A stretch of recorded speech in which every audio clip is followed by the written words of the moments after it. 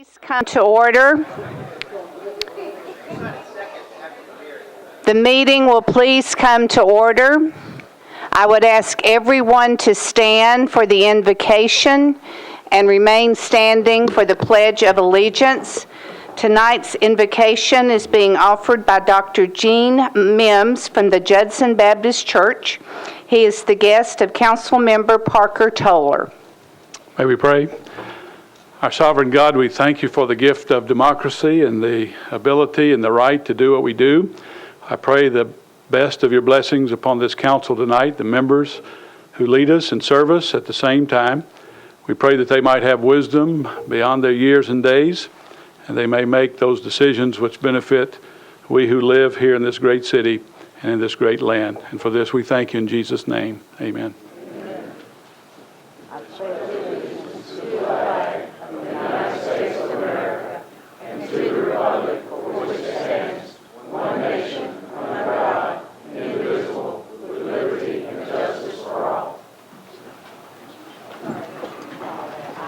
Without objection, we'll suspend the calling of the roll and ask the clerk to record the names of the members present throughout the meeting. Is there a motion for adoption of the minutes of our December 7th meeting? Are there any corrections? Seeing none, they stand approved. Madam Clerk, are there any messages from the mayor? No, there are none. Thank you. Councilman Craddock. Thank you, Vice Mayor. What I'm about to say, I have never said in this body before. So I want you to give me your undivided attention. On November the 16th, I went to the hallway after that meeting to thank those people for coming here. And I saw what was at best uncalled for behavior and what was at least rude behavior on the part of members of this security staff. And I didn't say a word. And I can tell you that on December the 7th, I witnessed the same kind of demeanor. And now once again tonight I have witnessed that, and I'll no longer be quiet about it. Now in these 3 meetings, I've not seen any of these people misbehave. I've not seen any of them be rude. And I absolutely demand that they be treated with respect. They are the people that pay for this building and everything in it, ladies and gentlemen. And they are here because they are concerned about an issue. And I demand that they be treated with respect by this security staff. Thank you.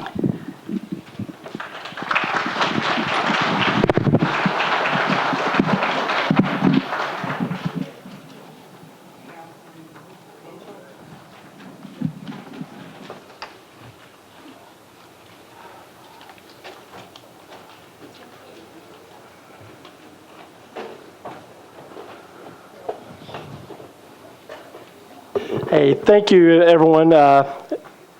We have an honored guest tonight with us here tonight, the Honorable Jane Stranch, and I have a resolution recognizing your service. A resolution recognizing Jane Brandstetter Stranch on her confirmation as Federal Court of Appeals Judge for the United States Court of Appeals for the Sixth Circuit. Whereas on August 7th, Jane Brandstetter Stranch was nominated by the President of the United States for a seat on the United States Court of Appeals for the Sixth Circuit.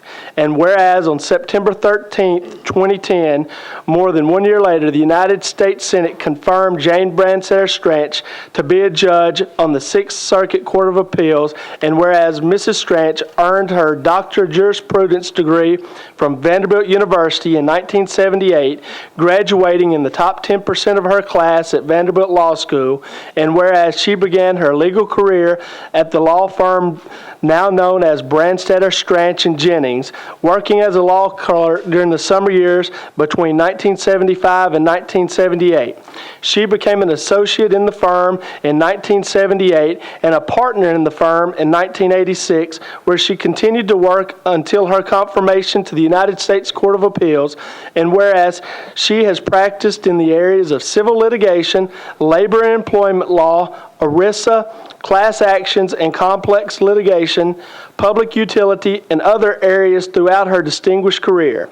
And whereas she has been a conscientious member of her profession, having taught labor law at Belmont University, having served on the AFL-CIO Lawyers Coordinating Committee, and having been a member of the Nashville, Tennessee, and the Nashville, Tennessee, and American Bar Associations, and Nashville and Tennessee Bar Foundations, and the Lawyers Association for Women.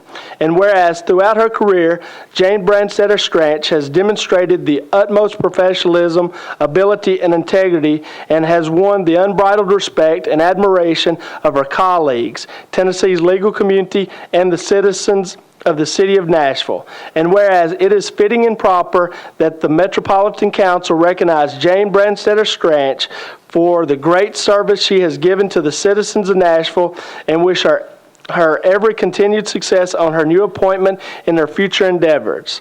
Now, therefore, be it resolved by the Council of the Metropolitan Government of Nashville and Davidson County, the Metropolitan Council hereby goes on record as recognizing Jane Branstetter Stranch on her confirmation as a Federal Court of Appeals judge for the United States Court of Appeals for the Sixth Circuit.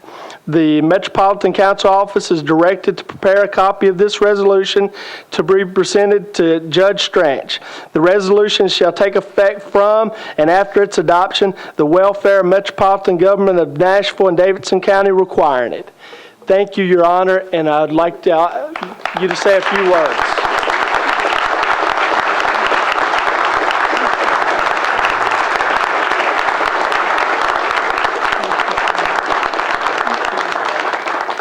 I would say thank you, and I greatly appreciate this honor. I'm just sorry that my father, Cecil Branstetter, could not be here with you today. He's a little under the weather, but he has known so many of you over the years and has been so honored to work with you. And I am honored now to continue to serve, and I look forward to it. Thank you so much. Thank you.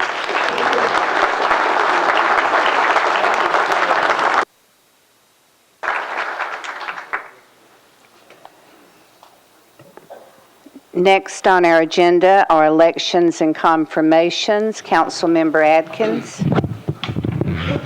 Thank you, Vice Mayor. The Rules and Confirmations Committee met and considered the following appointments. The first was for the Human Relations Commission for Lorraine Segovia Paz, and she was deferred one meeting, 9-0. I move deferral. Have a motion and a second. All in favor of a one-meeting deferral, please say aye. Aye. Opposed, no. Next Motion was passes. for... Sorry, ahead. Vice Mayor. I always try to jump in there before you do. Next was the Metropolitan Development Housing Agency, the appointment of Gary Brown, and the committee approved 9-4-0 against, 8-4-1 against, and I move approval. Have a motion and a second. All in favor, please say aye. Opposed, no. Motion passes. Councilman. Next is the Social Services Commission, the appointment of Mary Rolando, and it was deferred one meeting, 9-4, and then against I move deferral. Have a motion and a second. All in favor of deferral, please say aye. Opposed, no. Deferral passes. Mr. Brown, we'd like to thank you for your willingness to serve our great city and for donating your time and your expertise. Thank you very much.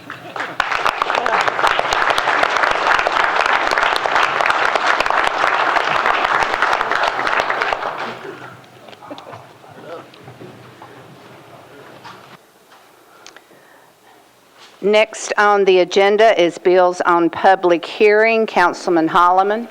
Move to open the public hearing. RS 2010-1483 amends the Metro Code to exempt Park Cafe located at 4403 Murphy Road from the minimum distance requirements for obtaining a beer permit. Could I see a show of hands of those in support? Thank you. A show of hands of those in opposition. Seeing no one in opposition, does anyone in support wish to speak?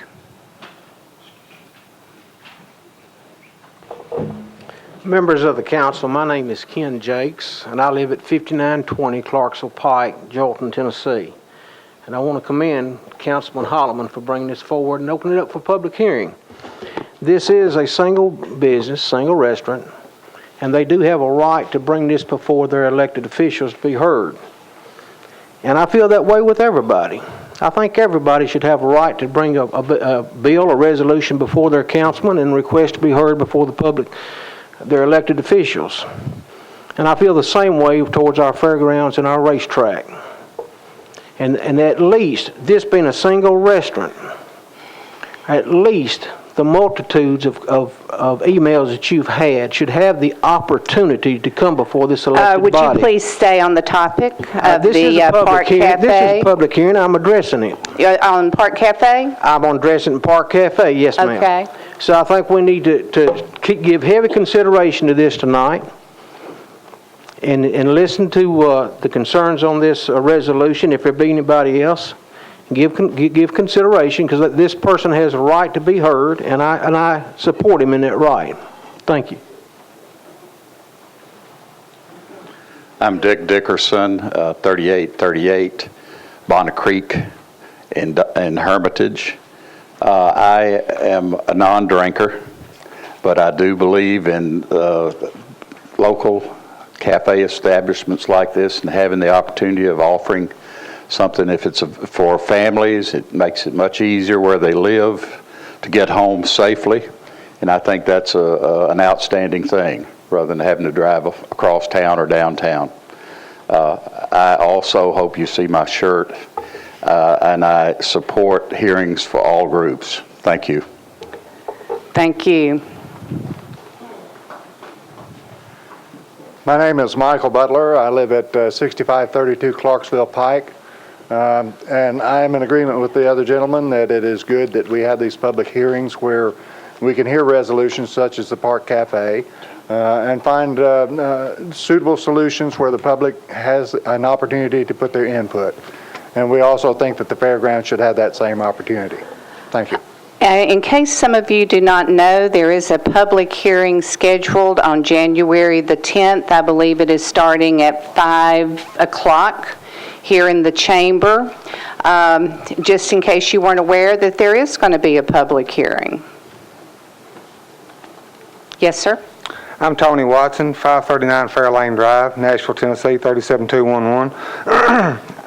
We support Park K's right to sell beer and appreciate the council holding a public hearing for this small business. And we ask that the council hold public hearings for small businesses affected by their decisions tonight. I support giving a beer license to the Park Cafe to allow their thrive as a neighborhood restaurant, even though it may not be the highest and best use of this property. If you can have a public hearing before the full council over whether or not restaurants can sell beer, then you should have one for issues for affect other small business in the county. I support business for the Park Cafe. I would like to support other small business affected by decisions tonight in the future. I support the Park Cafe just like I support the vendors at the fairgrounds and at the racetrack, racing teams at the Speedway. We have 800 vendors and they're small businesses, and I think they should be able to have 800 public hearings for them too. Thank you very much.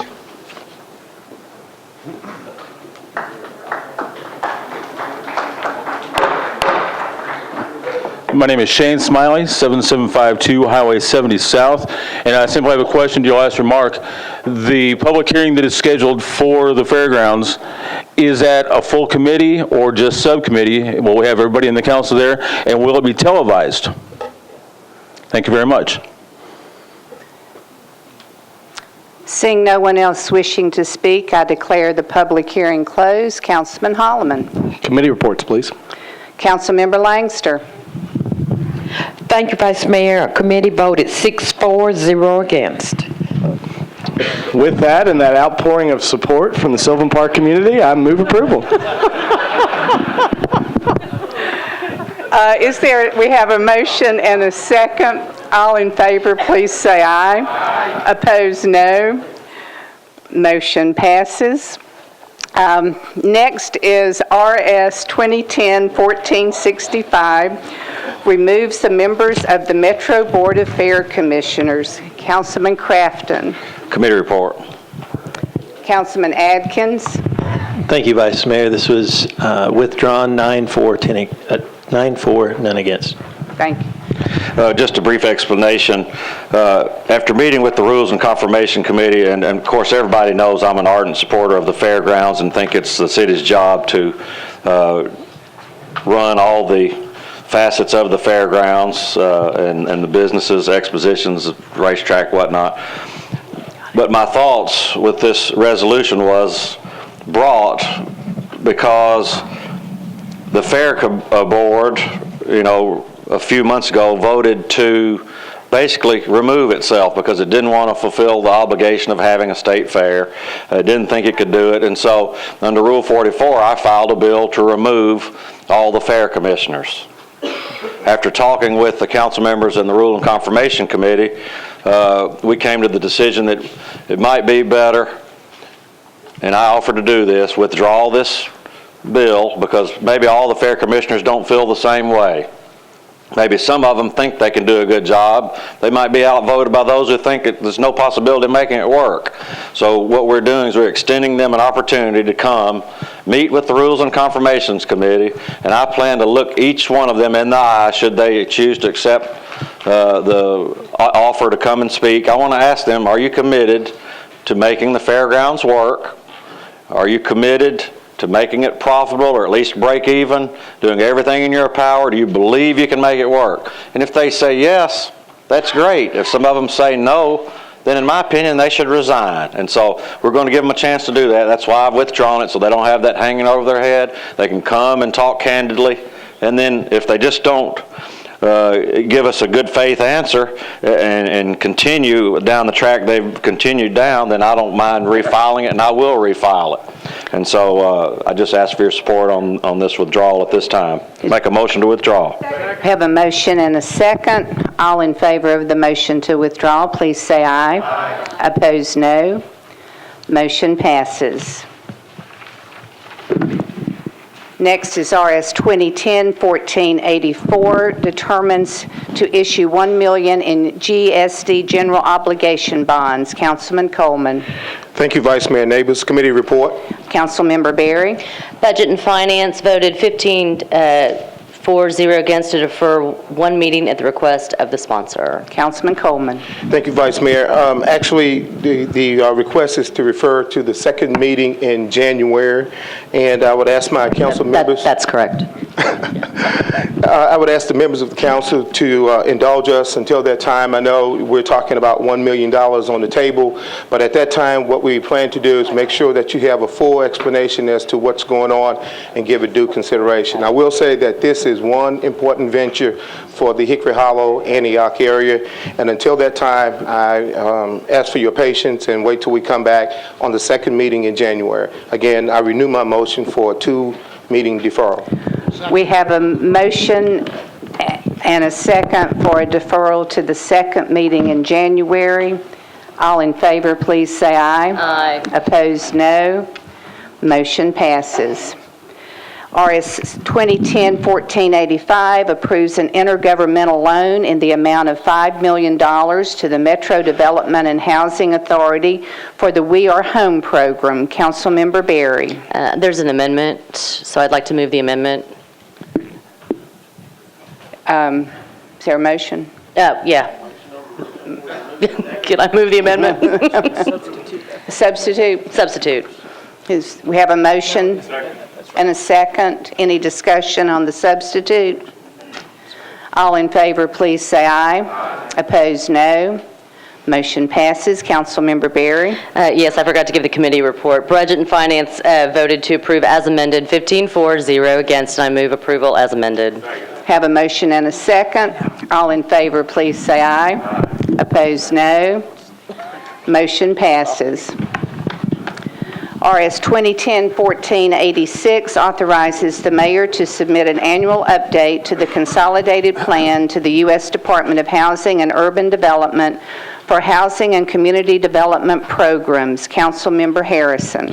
Thank you, Vice Mayor. The Rules and Confirmation Committee voted to approve 7-4 and 0 against, and I move for approval. Federal grants. Federal grants. I'm sorry. Federal Grants Committee. Old habits die hard. Old don't habits. they? Is there a second? All in favor, please say aye. Opposed, no. Motion passes.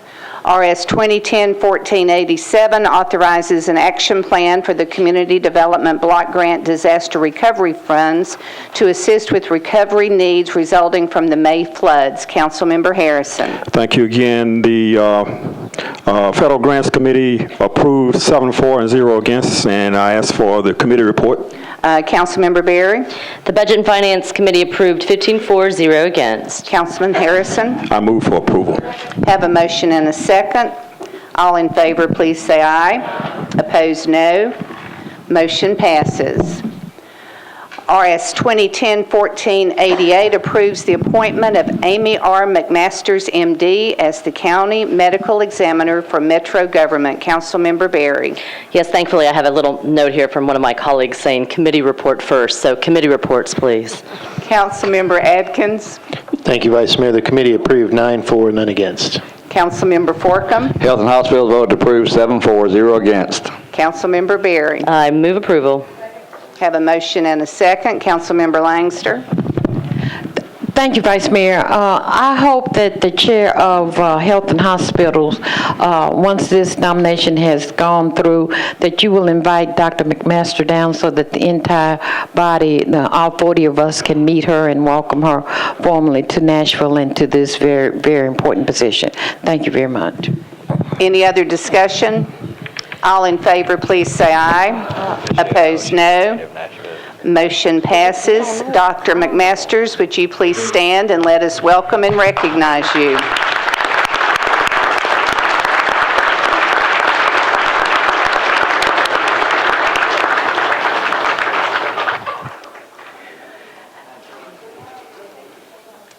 Councilmember Garrett. Just a point of personal privilege, I've asked Sue Kane also to at least let the council members, they're going to let Dr. McMasters know her numbers and all in case the council members need her for any particular reason. Thank you, Councilman. Councilmember Langster. I still hope that we can come down and get to know her, ask her personal questions or just individual questions so that we can get to know her. Thank you. She may change her mind. She's almost confirmed, Vice Mayor. I hope she won't. Thank you. Thank you. RS 2010-1489 approves a grant from the State Emergency Management Agency to complete repairs and/or replacement to facilities damaged during April and May of 2010. Councilmember Berry. Budget and Finance voted to approve 15-4, 0 against. I move approval. Have a motion and a second. All in favor, please say aye. Aye. Opposed, no. Motion passes. RS 2010-1490 approves a grant from the Tennessee Board of Probation and Parole to the state trial courts to divert felony offenders from the Tennessee prison system by providing community supervision and treatment services. Councilmember Langster. Committee report. Councilmember Berry. Budget and Finance voted to approve 15-4, 0 against. Councilmember Langster. Public Safety voted to approve 6-4, 0 against. Move approval. Have a motion and a second. All in favor, please say aye. Opposed, no. Motion passes. RS 2010-1491 approves a grant from the State Department of Correction to the state trial courts for expenses of housing and treating nonviolent felony offenders with co-occurring addiction and mental health disorders. Councilmember Langster. Committee report, please. Councilmember Berry. Budget and Finance voted to approve 15-4, 0 against. Councilmember Langster. Public Safety approved 6-4, 0 against. To move approval. Second. Have a motion and a second. All in favor, please say aye. Aye. Opposed, no. Motion passes. RS 2010-1492 approves a grant from the Southeast Energy Efficiency Alliance to the Mayor's Office of Environment and Sustainability to increase residential energy efficiency building retrofits. Councilmember Berry. Budget and Finance voted to approve 15-4, 0 against. I move approval. Have a motion and a second. All in favor, please say aye. Opposed, no. Motion passes. RS 2010-1493 approves a contract between the Metro Board of Health and Tennessee State University to provide consultation and data collection related to the Communities Putting Prevention to Work grant. Councilmember Berry. Committee reports, please. Councilman Forcum. Health and Hospitals voted approved 7-4, 0 against. Councilmember Berry. Budget and Finance voted to approve 15-4, 0 against, and I move approval. Have a motion and a second. All in favor, please say aye. Aye. Opposed, no. Motion passes. RS 2010-1494 appropriates $5,963,000 from the General Fund Reserve Fund for the purchase of equipment and building repairs for various departments of Metro government. Councilmember Berry. Committee reports, please. Councilmember Langster. Public Safety approved 6-4, 0 against. Councilman Maynard. Parks Committee approved 6-4, 0 against. Councilmember Berry. Budget and Finance voted to approve 15-4, 0 against, and I move approval. We have a motion and a second. Councilman Crafton.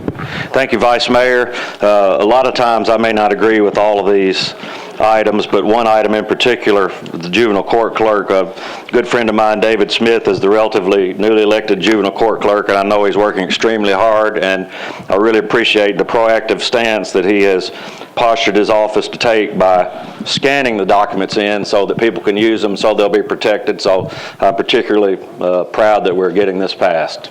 Thank you. Seeing no other requests to speak, all in favor, please say aye. Aye. Opposed, no. Motion passes. RS 2010-1495 authorizes an aerial encroachment for U.S. Bank extending 6 feet into the recorded pedestrian easement at 4601 Gallatin Pike. Councilmember Bennett. Committee reports, please. Councilman Gatto. Planning and Zoning approved 10-4, 0 against. Councilman Hodge. Public Works approved 5 in favor, 0 against. Councilmember Bennett. Move approval, please. Second. Have a motion and a second. All in favor, please say aye. Aye. Opposed, no. Motion passes. RS 2010-1496 authorizes HCA Inc. to install, construct, and maintain aerial encroachments at 2222 Murphy Avenue for Centennial Medical Center. Councilmember Langster. Thank you, Vice Mayor. I ask for committee reports, please. Councilman Gatto. Planning and Zoning approved 10-4, 0 against. Councilman Hodge. Regretfully, Public Works deferred by rule. Councilmember Langster. Thank you, Vice Mayor. I would like to ask that for suspension of rules and ask that the entire council act as a committee of a whole to vote in favor of this, please. Is there any objection to a suspension of the rules? Seeing none, Councilmember Langster. Move for approval, please. Second. Have a motion and a second. All in favor, please say aye. Aye. Opposed, no. Motion passes. Thank you very much. RS 2010-1497 authorizes Rick's Ranchware Boot Country to install, construct, and maintain an aerial encroachment at 304 Broadway for Boot Country. Councilman Jameson. Thank you, Vice Mayor. Committee report. Councilman Gatto. Planning and Zoning approved 10-4, 0 against. Councilman Hodge.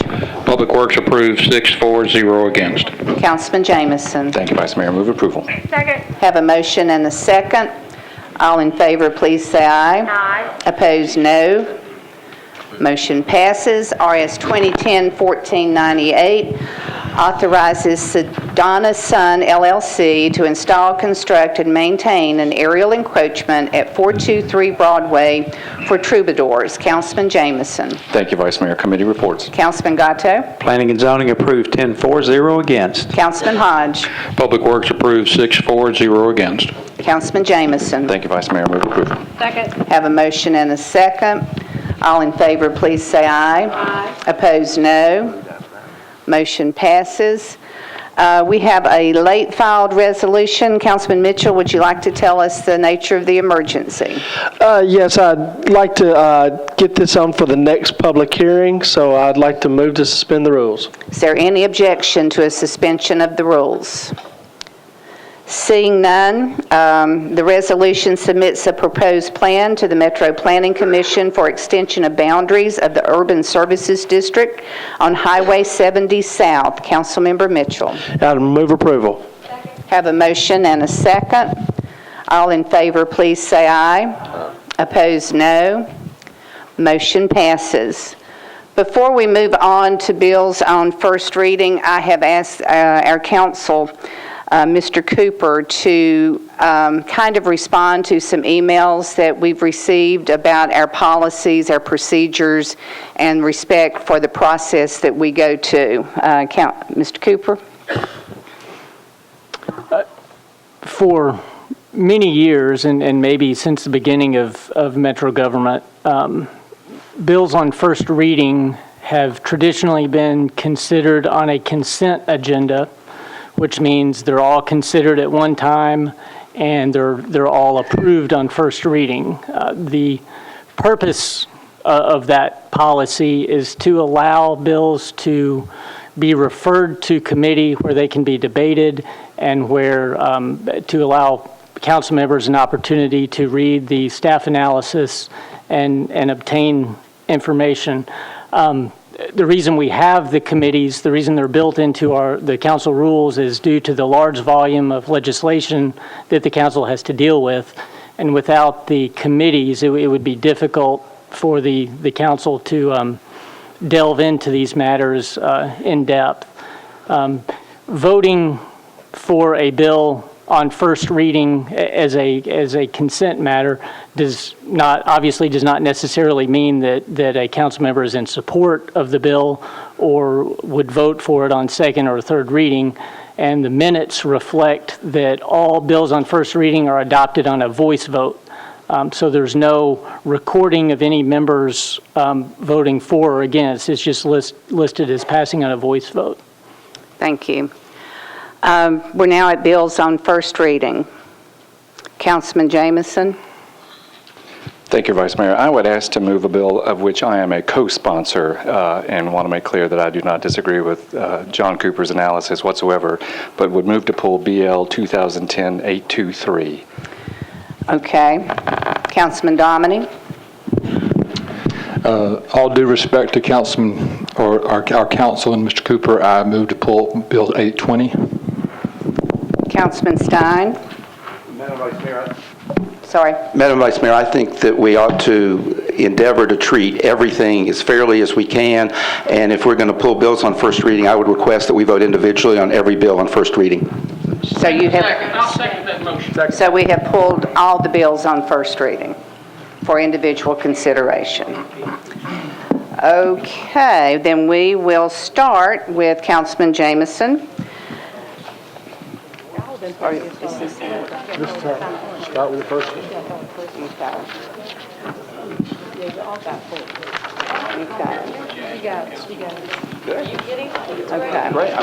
Okay. Sorry, Councilman Jameson, you're not going to go first. We're going to take it. Councilman Claiborne? We had a motion and a second, but did we have a vote? There was no vote. It was just pulling bills for consideration individually. And then we go back and vote on them. You don't have to vote to pull a bill on first reading. Okay. Can you pull all the bills at once, or should you pull them one at a time then? Councilman Stein has objected to the consideration of all bills on first reading together, so they will be considered individually. Okay. That wasn't his motion, but it's fine. Okay, first is BL 10-820, an ordinance amending Chapter 2.78 of the Metropolitan Code to require the Board of Fair Commissioners of the Metropolitan Government of Nashville and Davidson County to hold a state fair on the fairgrounds property in 2011 to continue operating the Expo Center at the fairgrounds until a suitable relocation site has been identified, and to oversee the demolition of the existing racetrack facilities as a use for a public park. Councilmember Moore. I move for approval with a brief comment, Vice Mayor Neighbors. We have a motion and a second. Councilmember Moore. We have already stated that we're going to have a public hearing on Monday, January the 10th at 5:30 p.m. in our council chambers. Is it 5 o'clock or 5:30? Okay, 5 o'clock. Let me stand correct. And this meeting is to address the concerns of these pending legislations. We need to honor, as Councilman Stein just did, to honor the process of bills on first reading and move forward to the committees. So therefore, I am still moving this to move for approval for this, for this bill. Thank you. Thank you. We have a motion and a second. Councilman Atkins. Pass.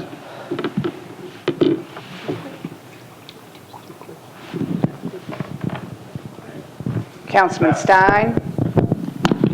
Yeah, Madam Vice Mayor, I just wanted to clarify my position. I'm going to vote in favor of every bill on first reading because I believe all these bills ought to enter into our process and we ought to appropriately hear from the public. And I urge everyone to vote yes on each of these bills. Councilman Foster. Thank you, Madam Vice Mayor. I rise in support of Councilman Stein's position. I think that there is going to be a time and a place for discussion of this, and we've got to do the right thing. We need to honor the traditions of the council because they've served us well and will continue to. Thank you. Councilman Dominic. Thank you. I've got a couple of questions. Attorney Cooper, are there any provisions in this bill that could not have been offered as amendments to Bill 770? Due to the breadth of the caption of that bill, they could have been offered as an amendment, but there's nothing requiring that you use an existing bill. But there's no reason to do that. So given the fact, given that fact, I want to ask another question. The hearing that they're saying is going to be a public hearing before committees is not before this entire body. We held a public hearing before this entire body for a single restaurant. I move to have a public hearing on this bill tonight. Second. We have a motion and a second, and we're going to have a machine vote. I'd like to speak on the motion. Councilman Craddock. Thank you, Vice Mayor. This is a different bill than we had at the last meeting or the meeting before that. This is a totally different ordinance. It does different things. As a matter of fact, it gives additional power to the Fair Board. It demolishes a track that's been there all of our lives for those of us who grew up here. These people, whomever they are, pro or con, deserve an opportunity to be heard before this full body. Not before a committee, because who knows who will show up at the committee to listen. So as far as tradition, I guess the older I get, the less I like to change. But as far as tradition, we can just open one of those windows right there and throw the tradition right out the window, and hopefully it'll fall in that fountain out there. Because certain issues demand for the public to have their say. That's why you and I are here. That's how we got here. They went to the polls and had their say with each one of us. So let's give them the opportunity to have 3 minutes apiece. I'm willing to sit here to 4 or 5 in the morning if that's what it takes. Okay, I have several lights on, and some were from previous. Councilman Jameson, do you wish to speak on the motion for a public hearing? I'll defer my comment until the main. Councilman Stein? I couldn't agree with Councilman Craddock more, but you need to have a public hearing with enough advance notice so that every citizen in our community has advance notice that the public hearing is going to take place. Now, if we want to amend and change where we have the next public hearing in January when this bill is before us on second reading, that's wonderful. But if anybody thinks that everybody in the community has had the same opportunity to have notice of this public hearing, that's just absolutely incorrect. So in the interest of fairness, I think if we want to change January 10 to the full council meeting, that's fine. But I would also say that we understand that there's going to be a very high turnout from this body and it's going to be televised on January 10. So I suspect that all of us who are very conscientious about our jobs are going to be here to hear what has to be said on the 10th. Councilmember Berry. Thank you, Vice Mayor. I rise in support of what Councilmember Stein said. We talk a lot about fairness in this body, and the fact that we would have a public meeting when we have not alerted the public, I think is wrong. We have given notice, we have a public hearing scheduled, it's on January 10th, and I think it's great that these folks are down here, it's great that they come down to watch the proceedings. I don't think, however, that unless you've given proper notice, and by that I mean publicly announce that you're going to have a public hearing not a minute before it's going to happen, that that's not fair. And it's not fair to both sides. So I am not going to support a public hearing tonight. Thank you. Councilman Foster. Thank you, Madam Vice Mayor. I just want to be clear on something because I think it's important for our council. I think it's wonderful to hear from my constituents and from other residents of Nashville. It's vitally important. And there are many means by which I can be contacted. We are at a cusp right now deciding whether this council is going to be businesslike in the future or whether we're going to degenerate into one of these councils that you see on TV with people on every issue coming in and talking. And I want to hear from people. I do. And we've all gotten hundreds and hundreds of emails to prove it. But the people have spoken. For me, twice. 2 times, those who cared enough to go vote, voted, and they voted for me to represent my district. And, you know, I have the greatest respect for the people who are here, the people who are watching, the people who care, and even those who don't. But we cannot let every issue that can command a room full of people turn this into a debating society of the people who show up. The 40 of us are plenty. Some would say that 40 of us are way too many. But the 40 of us are quite adequate to debate the issues. And, you know, I guarantee that when the time comes for votes, I'll be well informed by the experts and by the citizens who write to me or call me or come and visit me at my office hours. So I think it's a bad precedent and it's a bad decision to head down the road of, at the drop of a hat, having a public meeting. I'm elected to do a job. All of us are elected to do a job. We need to do it and not somehow foist it off on the people we've been sent here to represent. Thank you. Councilman Holloman. Thank you, Madam Vice Mayor. I rise to support exactly what Councilman Stein said, which is that we're going to speak with whether or not we attend this meeting on January the 10th or not. And the problem that I have with that is that all of us well in advance have made commitments to be here on council night, and I've never missed a regular council meeting and don't plan to miss a regular council meeting. Unfortunately, the night that the chair has scheduled this meeting is only a few weeks in advance, and my day job requires me to be in a different city for that meeting. I think this is the most important issue that we're dealing with right now, and I have yet to hear a reasonable explanation why we can't have this public hearing on a council night, or on a night where we're all gathered here months and months, if not years in advance, to hear this issue. And the only answer that was given to me is that so we can go home early. And that's not okay. We should stay here as long as we have to hear from the public.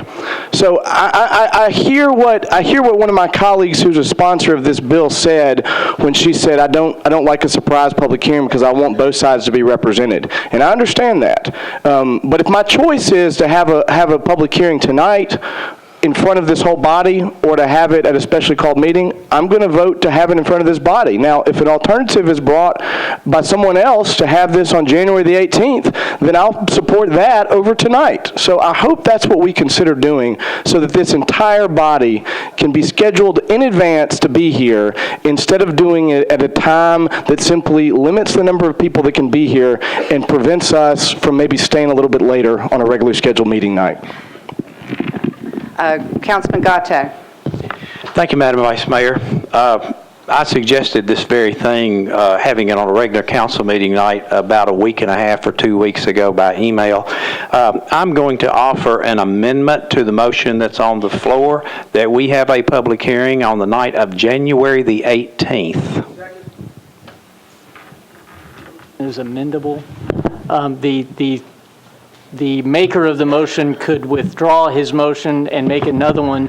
I would point out that under Rule 31, as amended recently, The public can speak if the council by 2/3 votes for them to speak that night or at the next regular council meeting. So if a motion is made tonight to that effect, it would have to be at the next regular meeting, which would be the first meeting in January, which is the public hearing.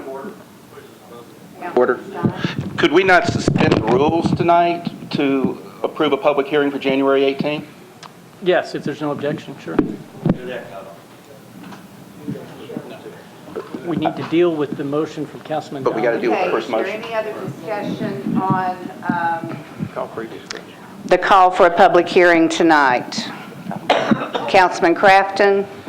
Thank you. Just so I can make sure that I know what everybody wants to do, make sure procedurally what we need to do. If I were to yield my time to Councilman Dominy so that he could do just exactly what Mr. Cooper said, would that be in order? Yes, sir. I want to do it. You can make whatever decision you want. It's up to you. But I asked this body, some statements have been made to honor tradition, but yet the tradition was not honored with offering amendments to my bill. Now, I think we ought to have a public hearing tonight, but for the sake of this body and allow time for everyone to have an opportunity to be here, I would withdraw my motion and suspend and move and ask that the rules be suspended to the 18th to honor my colleague, Mr. Gatto. Is there any objection to a suspension of the rules? Seeing none, your motion is to conduct a public hearing on the 18th of January. And it needs to state which, what the topic or which bills. both bills? Yes, ma'am. Yes, both bills, unless this one dies tonight. 770 and 820. 770 and 820. The motion and the second is to have a public hearing on January the 18th on the two bills. Point of order. Councilmember Wilhoit. The bill would be heard on the 18th as being proposed. We will be then at that point for 770 be on what reading? Second The reading. second reading. And on the other legislation, they both will be on second reading? If it passes tonight, correct. If it passes tonight, they will both be on second reading by the 18th? Correct. Okay. We haven't voted on 820 yet. Okay, so it'll be on second reading, as long as it's before any type of action is taken on it. Okay, thank you. Thank you. Councilman Jameson, do you want to speak on this? On the main bill. Okay. Thank you, Vice Mayor. On the motion for the public On the hearing? motion on the main bill, thank you. Okay. Councilman Holland, would you wish to speak on the motion for the public hearing? Councilman Coleman. Thank you, Vice Mayor. This question goes to Councilman Gatto. Is there a need for us to have the meeting on the 10th if in fact we're going to have the, well, I'm sorry, to Councilman Dominic. Is there a need for us to have the meeting on the 10th? Councilman Coleman, I would think you might want to address the chairs of the two committees that organize that. Well, okay, wherever it need to be, but I guess the confusion would be for most of us. We've had several dates available and now we've changed it, so maybe that can be addressed. Councilmember Berry? My understanding is that many organizations and neighborhoods and council members have notified individuals in their areas that this meeting will be on January 10th at 5 o'clock. If we decide to have this on the 18th, that's fine. We can definitely give enough notice that makes that happen. However, I would say to you that that's something that the council members will need to figure in when they're voting about this meeting on the 18th. If they feel like they want to continue to have the 10th, we can have it. And I think if it doesn't pass tonight on the 18th, we can continue with this one, but I'm not sure we need to have two. Vice Mayor, that's just my point. I mean, I don't want to add to our confusion here, but I think we really do need to be clear because there are some people that plan to show up on the 10th, and we need to clear it up once and for all. I can't cancel the meeting until we take the vote. That's what I was saying. So until we say. vote, I think we have to deal with the motion that's on the floor to schedule it, and then If it passes, then we'll deal with how to handle the January 10th. Okay. Councilman Ryman, did you wish to speak on this motion for the? Correct. No. Okay. Councilmember Wilhoit, are you on the motion for the public hearing? Okay. We're now, no one else wishes to speak on the motion to have a public hearing on January the 18th. We have a motion and a second. We have plenty of requests for that, so we will have a machine vote. Councilmember Wilhoit. Vice Mayor, wouldn't it be easy to just say if you put before the, I'm of course not telling you how to run the meeting, but put before the council members to vote on whether they want to have it on January the 10th or January the 18th? No, I think we have to deal with the motion that's on the floor, and then we can deal with the 10th. So noted. Thank you. Okay. All in favor of having a special public hearing on the two planning bills on the 18th? Madam Clerk, has everyone voted? Ayes 37, noes 3. Motion passes. Okay, now we're back on the motion. No, he withdrew the motion to have a public hearing tonight. We're back on the motion to approve 2010-8020. Is there, Councilman Jameson, is this the one you wish to speak on? Thank you, Vice Mayor.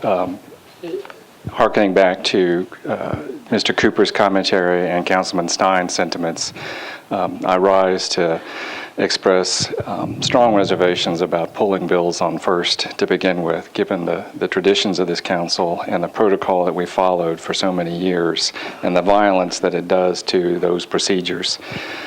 If we're looking for something to do eventually on January 10th, what I want to caution everyone in this room, as Mr. Cooper noted, that a vote of approval on first does not denote support on second or third. But what I'm personally sensing in this body is something that I haven't seen in 7.5 years. And there are some real antagonisms and animosities that I just wish weren't present, particularly at this time of year, but also particularly because we have jobs to do. And we are separating into camps. We are talking past each other. And I welcome the additional public meeting. I'll go to the 10th and the 18th. But at some point, this council, every council member in here, has to make a value judgment. And prior to that, what I have asked several of you to consider is that we have a meeting of the council that is a work session. And there is precedent for that. Last term, we had a work session at the main library, talked about a variety of legislative initiatives. Had one at Vanderbilt. The term before that had a work session at the Fulton Complex on the sounds proposal that Councilman Schulman organized, and called and spoke with him today. And it can be any format that we all agree to, but what I would suggest is something that is a roundtable discussion. It would have to be public, transparent, but allows us to sit informally, maybe on a Saturday morning in jeans and slacks, and just talk to each other about where it is that our values guide us in this discussion. And I think you may walk out of that room not any closer to having made a decision. I suspect that you will, but I know that you'll have a deeper understanding of your colleagues. And for those of us who are entering our last few months on this council, for those of us for whom this is our last Christmas on this council, it would just mean a lot personally if you would give your Saturday morning or Sunday afternoon or whenever you decide to do it, to have a meeting where we're no longer talking past each other, but talking to each other reasonably, transparently, and publicly. And I ask you each to consider that. And with that, I conclude my comments in favor of this bill on first reading. Thank you. Councilman Coleman. Thank you, Vice Mayor. I rise tonight just simply to clear up what we're going to do on the 10th. And if it's appropriate, at this time, I'd like to... Councilmember Berry's next in the queue, so I don't know if she's going to address that or not. I'll yield the balance of my time to Councilman Okay. Berry. I wanted to just say thank you to Councilwoman Vivian Wilhoit. She is the chair of the other committee where we had agreed to have this meeting on the 10th. We did this actually at the request of the original sponsors of the fairground bill that came before us before. They had asked for a special meeting, and so we did try to accommodate them. The fact that we now want to have this as a special council meeting is fine. I think the point is that we just want the citizens to have an opportunity to be heard. But I did want to thank Councilmember Wilhoit for trying to work through all these issues and come up with a date that we hoped would work for most council members. We did give about 6 weeks' notice for this meeting, so I think that there was a lot of notice, but I understand you have other commitments, and that makes perfect sense that we'll do this now on the 17th. With that in mind, I will, the 18th. The 18th. With that in mind, I wanted to just go ahead and say that we will not have this meeting on the 10th. I don't think that there's a reason to have 2 public hearings. It sounds like we're going to satisfy that on the 18th. So, and I again thank Councilmember Wilhoit. Thanks. Councilmember Wilhoit. Thank you, Vice Chair. Thank you, Chair. And thank you for the compliment, and also that to you as well, Council Lady Megan Berry. But I want to say this. Councilman Jameson brought up the point about having a roundtable discussion, and I want Councilman Jameson to know, as well as the other council members, as have been communicated from our Codes Committee meeting, that these are situations or these are suggestions that are being considered. You know, out of controversy, there's creativity, and boy, we've had a lot of creativity in reference to this matter, more than I've probably been surprised on. But we are looking at that point, Councilman Jameson, and I've expressed that to other council members as well. We need to work on a date that's going to work for some council members. I think January the 10th was not going to work for some of the council members who were wanting to have a roundtable discussion. They weren't going to be able to be there for the public hearing. So please take note that that is going to be something looked at. You know, there is somewhat opposition to that, but nevertheless, I think it's something that we can possibly work out. It was the understanding between Chairman Megan Berry and myself is that we wanted to make sure that the opportunity for the people to be heard before a final vote was taken on these legislation. That's the reason why I stood up and asked for the clarification of where we were going to be on the 18th for both of these bills. So please know that we are looking at those type of, that particular suggestion. And it may not work out for everybody, but we do hope that you will make it a matter of importance, just as we always do, whether it be regular hearing, special hearings, or committee hearings. Thank you. Councilman Tygart. At the risk of saying something that tweaks Councilman Garrett's long memory, I'm going to rise in favor and speak on the points that Councilman Jameson made. In the old days, Tim, on controversial issues like landfills and whatnot, it was impossible at a public hearing forum where you had such passions and emotions. So the idea of having selected panelists on both sides, you know, such issues like the Mankin report, I've heard it said this, it said that. We really need to go back to the basics and formulate a list of questions. And I really think Councilman Jameson's idea is tremendous. You know, let's go to a setting that's large enough that anybody in the public that wants to hear, it would not be a public hearing session, but it would be a listening session for all of us. Give us time to formulate their questions, make suggestions of panelists. I met yesterday with one of the proponents of Save the Fairgrounds, and he said, if you would just let us put 3 experts in our field, you know, we could present our point of view very rationally and clearly in a reasonable amount of time. And I think that's a great idea to put neighborhoods, members of the Fair Board, some history, Mr. Dozier, and create an atmosphere of rational thoughts and discussion, questionings that would really benefit and help us make a decision. So I really think that's the best path for this body to go, and I'm willing, and I'm not going to speak for the rest of the council members at large, committee, whether we do it as a committee structure, but I trust the vice mayor here to ask the appropriate people to put that together. And if we need to bring back the Councilman Schulmans of the world who have experience in moderating and keeping us on track, that would be a great choice to do so. So, thank you. Thank you, Councilman. Councilman Domine?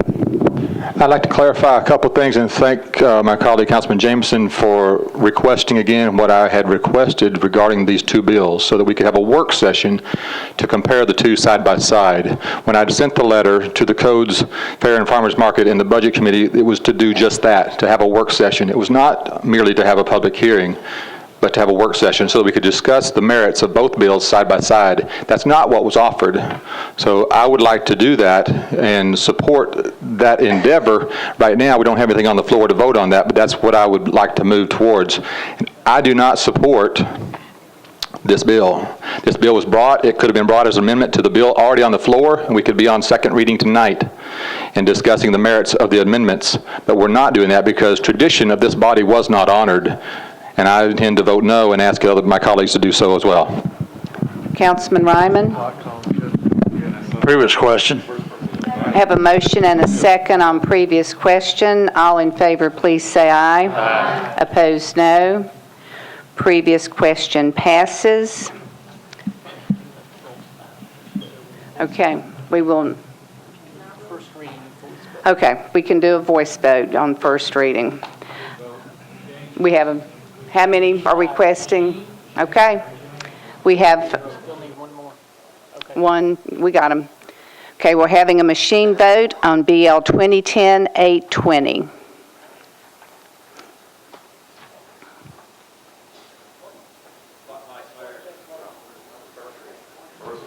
First reading of BL 2010-820. Just a quick point of clarification. If we want the public to have the hearing on the 18th, then it needs to pass tonight. Is that correct? Correct. Madam Clerk? Ayes 34, no 6.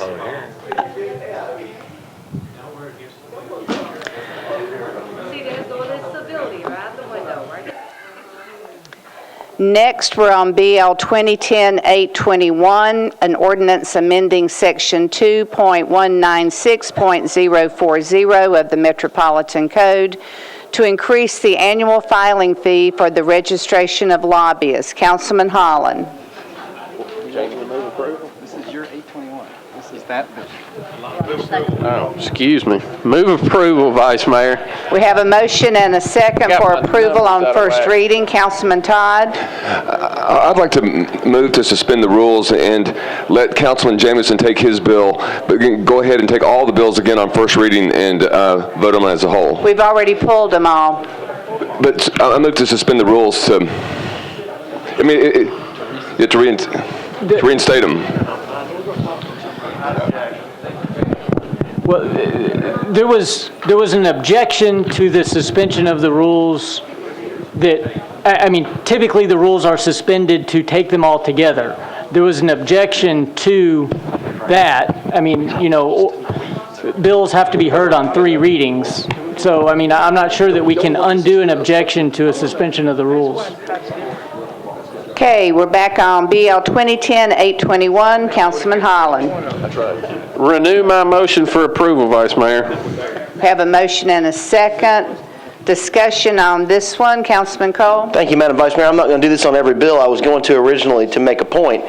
But typically we would have an analysis on second reading when these bills come forward, and I think it's important to remember that when we take bills on first reading that we do not have an analysis from our staff who are very capable and competent to review as we go through each of these bills. So just notice that as we go through these next 15 bills. Thank you.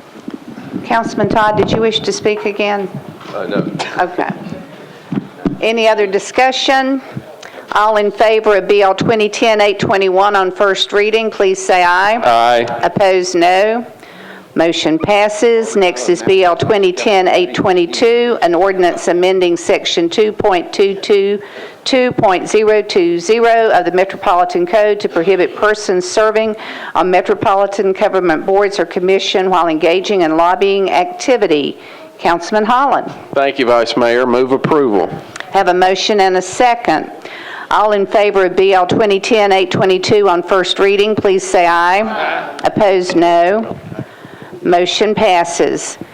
BL 2010-823, an ordinance repealing ordinance number BL 2007-1544 as amended to rescind the Metropolitan Council's approval of the lease agreement between the Metropolitan Government and Belmont Universities concerning the development and shared use of Rose Park. Councilman Jameson. Thank you, Vice Mayor. Move for indefinite deferral with a brief explanation. Third.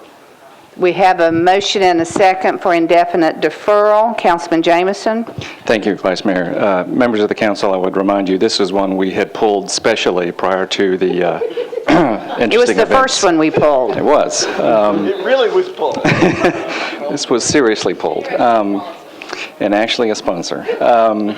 Many of you read the morning paper this morning regarding President Bob Fisher's comments regarding Belmont University and his plea for additional time and opportunity to address the controversies that have arisen at that campus in the last several weeks. In the outcry of certain events, at least in the 6th District, my response to many people that raised concerns was to tell them that in previous meetings and discussions with President Fisher, I had always known him to be a temperate, fair, and deliberate person.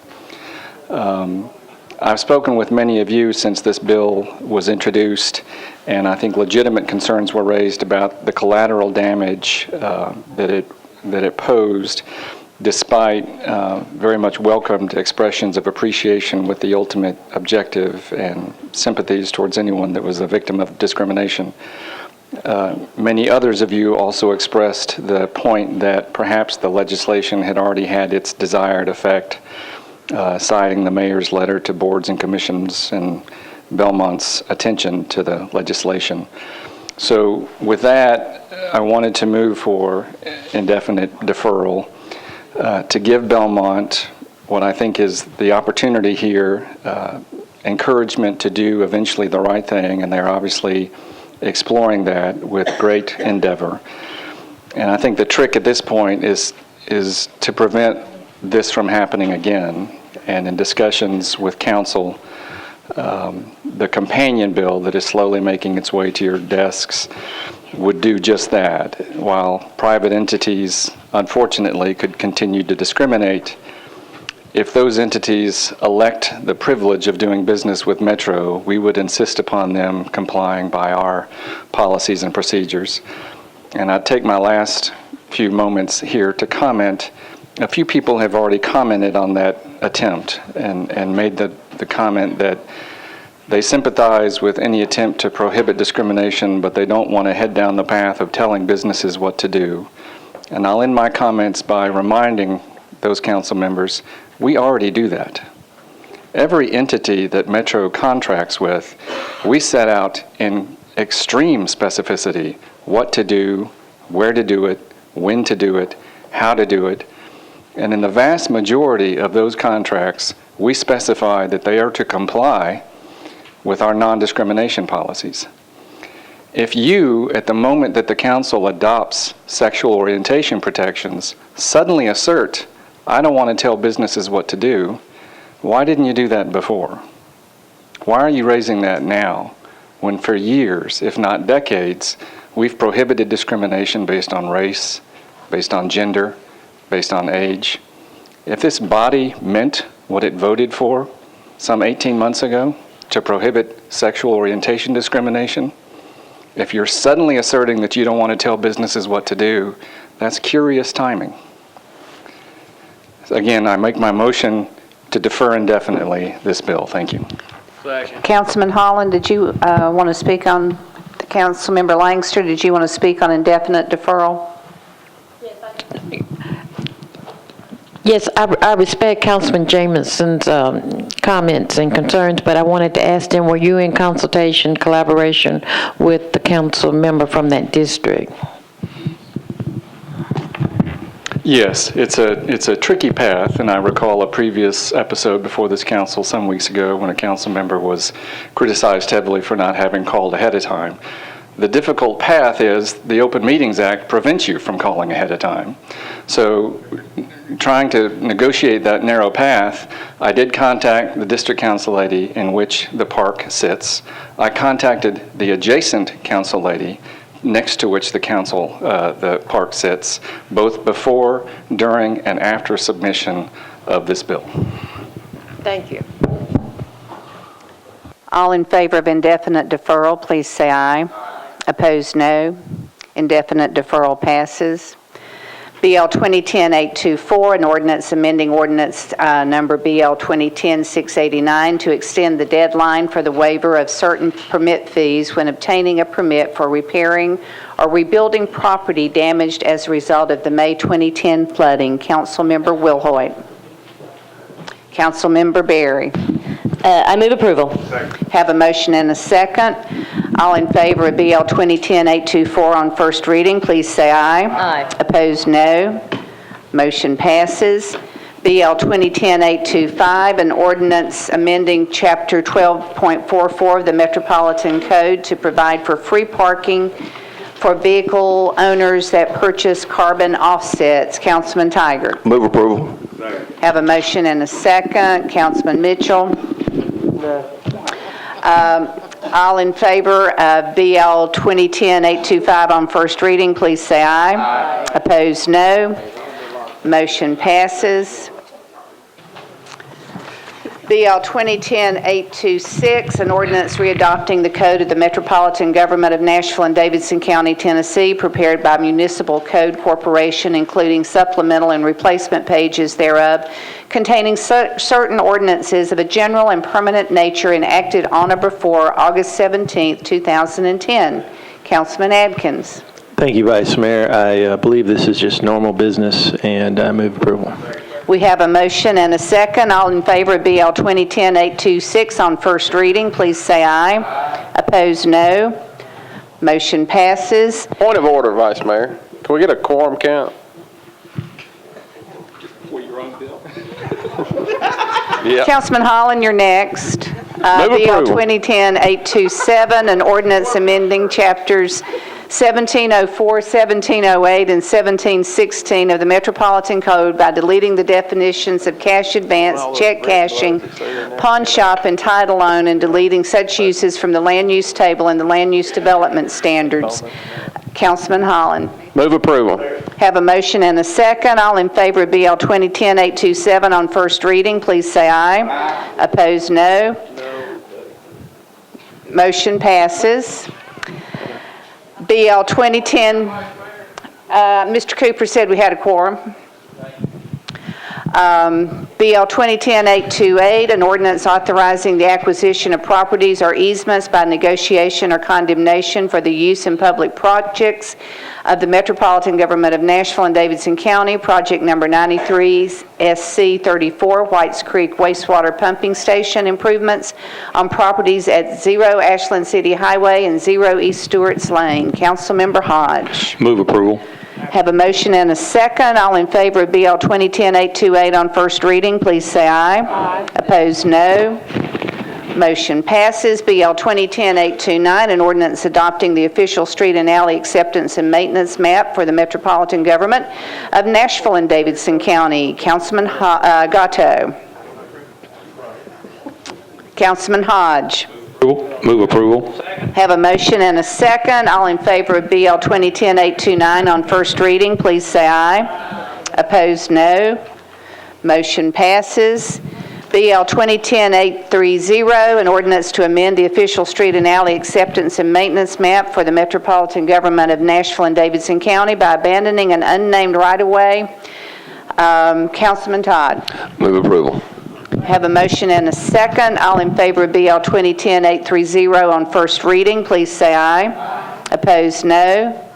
Motion passes. BL 2010-831, an ordinance to amend the official street and alley acceptance and maintenance map for the Metropolitan Government of Nashville and Davidson County by abandoning a portion of alley number 1916 and an unnumbered alley Councilmember Page. Move approval. I have a motion and a second. All in favor, please say aye. Opposed, no.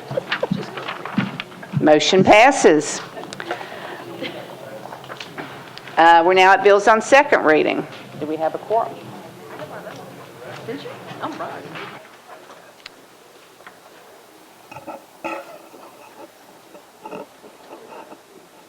Okay. BL 2010-768 amends the official street and alley acceptance and maintenance map by accepting Hoggett Ford Road as a public road. Councilman Stanley. Committee reports, please. Councilman Gatto. At the request of the sponsor, the Planning and Zoning Committee moved to withdraw by a vote of 10-4-0 against. Councilman Hodge.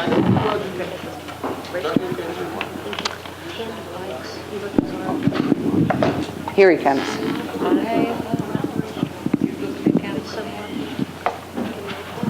Oh, I'm sorry. I could have done it for you. Forgive me. My apologies. Public Works, at the request of the sponsor, to withdraw, approved 6-4-0 against. Thank you. Councilman Stanley.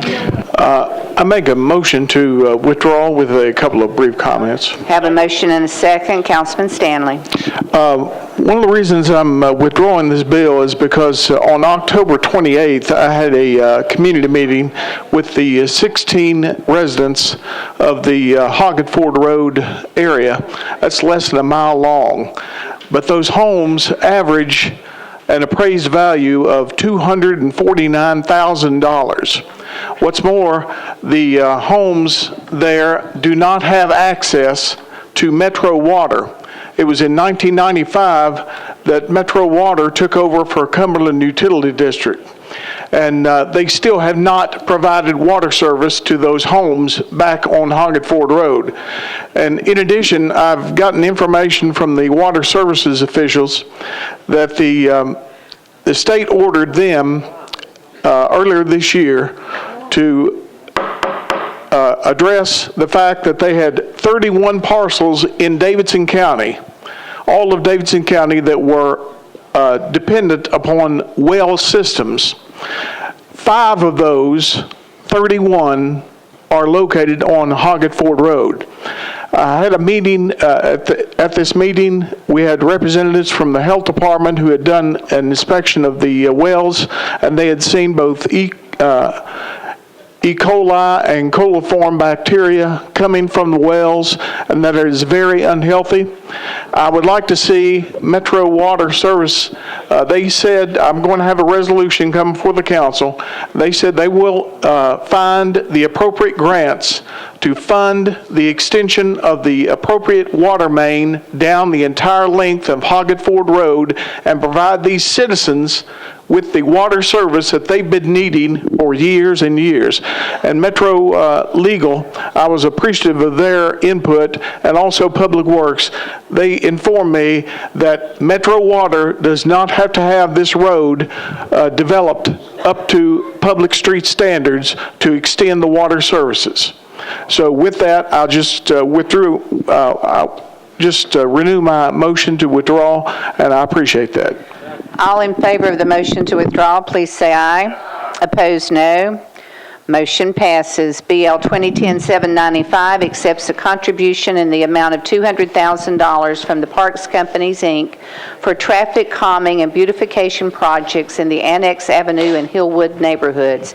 Councilmember Evans. Committee reports, please. Councilmember Berry. Budget and Finance voted to approve 15-4-0 against. Councilmember Hodge. Public Works voted to approve 6-4-0 against. Thank you. Councilmember Evans. And I move approval. Have a motion and a second. All in favor, please say aye. Aye. Opposed, no. Motion passes. BL 2010-806 amends the Metro Code pertaining to economic and community development incentive grants. Councilmember Berry. Budget and Finance voted to defer 15-4-0 against at the request of the administration. So I move for a deferral to the second meeting in January. Have a motion and a second. All in favor of the deferral, please say aye. Opposed, no. Motion passes. BL 2010-807 amends the Metro Code to create a Food Policy Council. Councilmember Gilmore. Committee reports.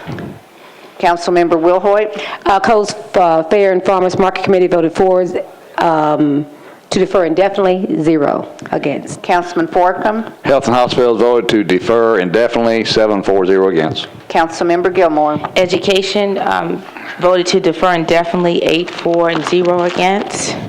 I'd like to move for indefinite deferral with a brief explanation. Have a motion and a second. Council Lady, member? Yes. I just wanted to say we are deferring this, myself and Council Lady Moore, but we do believe that it's a great work in the community that is needed, and that we look forward to working with the Health Department and the Mayor's Office on this, just with the food deserts that are in the community. And once again, Tennessee being second in rated in obesity, we understand that there's a need for us to improve our health and look for ways that we can work together to improve the lives of the citizens of Nashville. Thank you so much. All in favor of indefinite deferral, please say aye. Opposed, no. Motion passes. BL 2010-808 amends the Metro Code to allow members of the Metro Council to act as a non-compensated representative for constituents before Metro government departments, agencies, boards, and commissions. Councilmember Wilhoit. Yes, committee reports, please. Councilman Adkins. Thank you, Vice Mayor. The Rules and Confirmations Committee deferred 1 meeting, Thank you. 9-4-0. Councilmember Wilhoit. Yes, Vice Mayor, I'm going to defer 1 meeting by request of the committee, and just want to make a very quick explanation. Council members, this is being deferred, but I really want you to take a very close look at this piece of legislation. It affects each and every one of you as you represent your constituents. To have a department deny the opportunity for a council member to sit in on a meeting is totally unacceptable. I mean, we already know that we approved various department members' budgets. We already are aware of that. And I do believe that we have the type of respect to be able to be in meetings and be respectful of those department leaders who are running those departments. But there are times when your constituents want you to be there in a sense of to ensure fairness because they feel like they have not been fair. And I think that since we have been elected to represent our constituents, who best could be there to represent a constituent in any setting? So please take a very close look at this piece of legislation. I think that each and every one of you is probably violated at some point in time or another, but I look forward to hearing from you, your comments, so we can move forward, so we can be right and just on both sides of the fence. I again defer 1 meeting. Thank you. Councilman Crafton, you want to speak on the deferral? Thank you, Vice Mayor. I support the deferral. Some people were talking a little bit, but I just want you to understand how important this is, because this council lady who's offering this bill was asked by one of her constituents to go to a department head meeting with her or with him so that he would know where to go, have somebody there, his representative, to kind of explain what's going on. She was denied the chance to go in by a department here in Metro. Now let me tell you something. When we start letting department heads and departments tell us we can't go in and not represent, but even just be with our constituents when they ask us to, then something's wrong. So I applaud Council Lady Wilhoit for introducing this. It's very serious. It needs to be corrected, and I appreciate her bringing this forward. Councilmember Ryman. Thank you, Vice Mayor. In regards to this, John, does not civil service rules allow employees to take someone with them when they go before a department head, whether it's a disciplinary action or whatever? I would have to review the civil service rules. My recollection is that they are allowed to have someone. The question, it gets tricky when you start dealing with represented or Metro employees that need an attorney advocating for them. There is some discrepancy that may need to be clarified in this bill by amendment. Okay, thank you. Councilmember Holland? Thank you, Vice Mayor. If we could the sponsor tell us what situation prompted this legislation?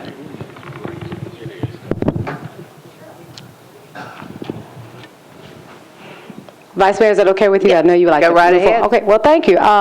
Sure, Councilman Holland. I was invited by one of my constituents to sit in on a grievance meeting. And I was more than glad to do so because I felt like it was, he had a valid situation. And when I went to that meeting, I was told that it was above their pay grade for me to be in that meeting with that constituent.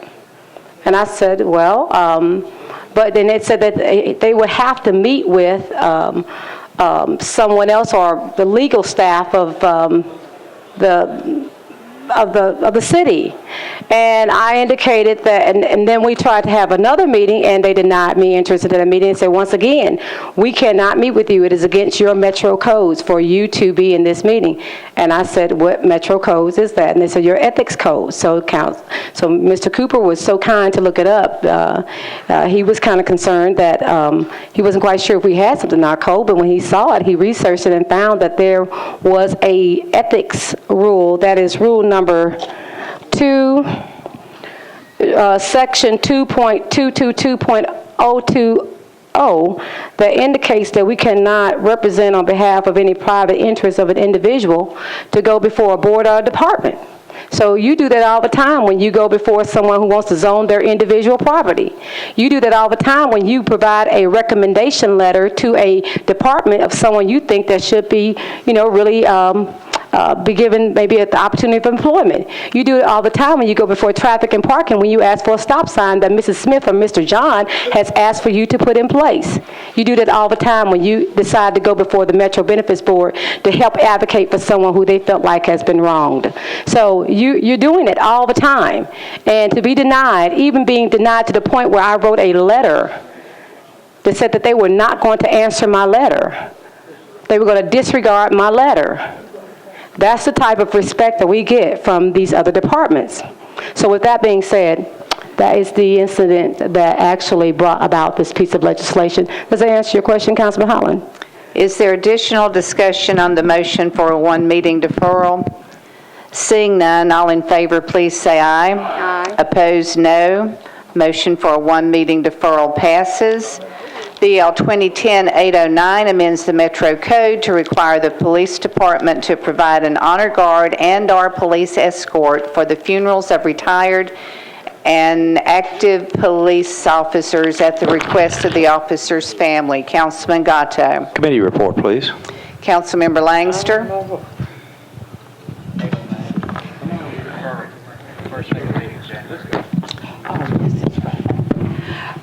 Vice Mayor, I indicated the wrong vote on your sheet and my sheet. Councilman Gatto wrote a letter asking that the committee defer this to the second meeting in January. And with that deferral motion, we supported it 6-4-0 against. Thank you. Councilman Gatto. I move to defer to the second meeting in January. Have a motion and a second. All in favor, please say aye. Aye. Opposed, no. Motion passes. BL 2010-810 amends the Metro Code to require lobbyists to file a notice of withdrawal upon the termination of lobbying services. Councilman Holland. Committee report. Councilman Adkins. Vice Mayor, the committee approved 9-4, none against. Councilman Holland. Move approval. Have a motion and a second. All in favor, please say aye. Opposed, no. Motion passes. BL 2010-811 amends the Metro Code to prohibit the use of personal sound amplification equipment on the public rights-of-way within downtown Nashville. Councilman Jameson. Thank you, Vice Mayor. Committee reports. Councilmember Langster. Thank you, Vice Mayor. I also made another error. Mr. Jameson wrote a letter asking for a one-meeting deferral, and that was supported by the committee. 6 is in favor, 0 against. Thank you. Thank you. Councilmember Wilhoit. Coast Fair and Farmers Market Committee voted approved 4-0. Councilmember Jameson. Thank you, Vice Mayor. If I could ask for a one-meeting deferral, which I guess would be a two-meeting deferral with a brief explanation. Have a motion and a second, Councilman. Thank you, Vice Mayor. I won't belabor this, but I do need to alert council members to the purpose of the deferral and the underlying purpose of the bill. Very briefly, this council passed a noise ordinance for downtown in 2009, essentially applied an 85 decibel limit to various activities.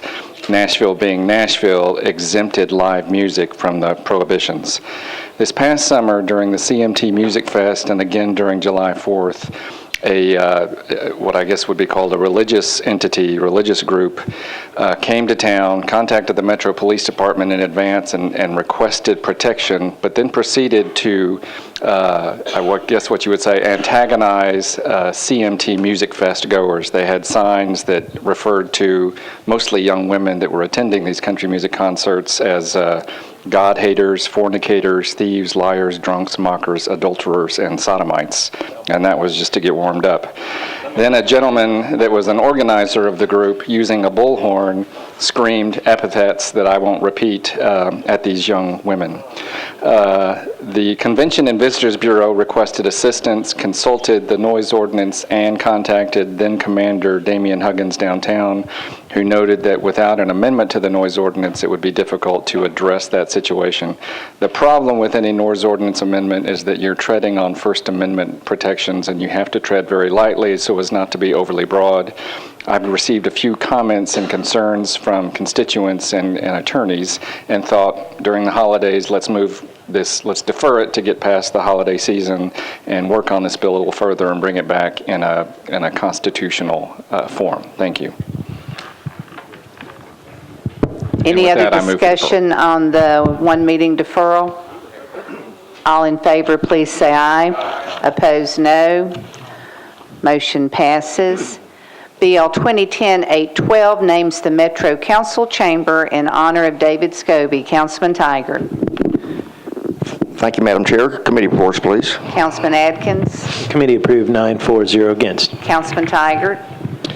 I would move approval with a brief explanation. We have a motion and a second. Councilman. I must say, Councilman Jameson's a tough act to follow tonight, so in many ways, this bill, there are many memories flashing before my eyes and in my mind right now, and in many ways, this body, each of you all represents the culmination of many years of history of our predecessors.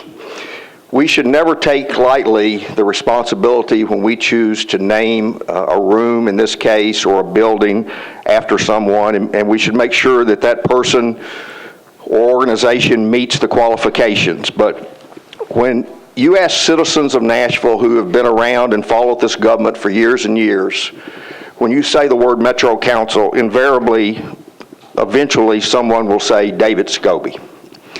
And I think this is an honor that is long overdue, and I wanted to share with council members, I kid Councilman McGuire that I've got socks older than he is, some of the attributes of this gentleman, because there'll never be another one with the advent of term limits and the political divisions that communities and bodies find themselves in. But David Scobie started in 1963 as an at-large council member, and he served 2 terms admirably, so well, in fact, that he was then elected to 6 additional terms as vice mayor of this body. If you can imagine the responsibilities, the awesome responsibilities of orchestrating, as some writer once said, the herd of 40 cats. And I think that was being kind, because we've been through many tough issues. We're going through some now. But David Scobie always served with professionalism and efficiency. His knowledge of the rules was unchallenged. He was a firm but fair individual. I think some of his ability to manage this body came because of his experience as an SEC football and basketball referee. But he was also a proactive vice mayor in the sense that when he believed in something, he sought out and to make sure it succeeded. And he's one of the reasons we have a park system that's unparalleled in this country. He was an initial supporter of the Downtown Convention Center, wildly successful. and he was a supporter of professional sports for Nashville.